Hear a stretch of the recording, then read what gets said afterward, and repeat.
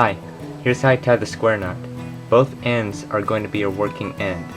Here's the right side and here's the left side. It's very important to make that distinction.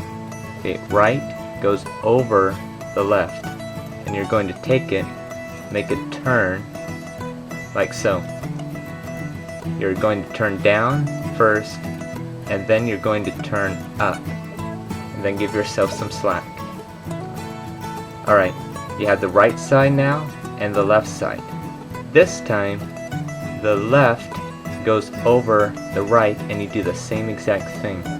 You make it turn down, you tuck it through, you come up and just pull.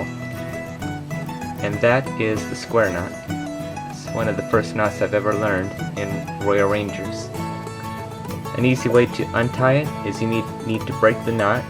You just take one of the ends and go like that. This is called the capsize knot, or little trivia.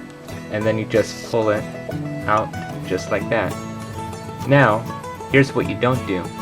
So here's right, and right goes over left.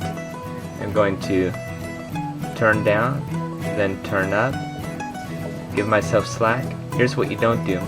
Don't do right over left again. If you do so, this is how it would turn out.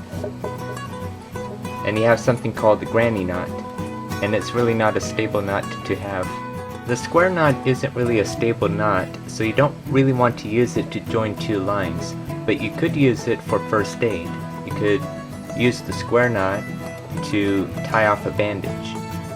Here's another application to the square knot. Let's say that you want to have a whistle around your neck. Well, you would probably use a longer piece of rope, but here's how you would do it. You would fit one end of the rope through the key ring, and then you would just tie a simple square knot, and there you go.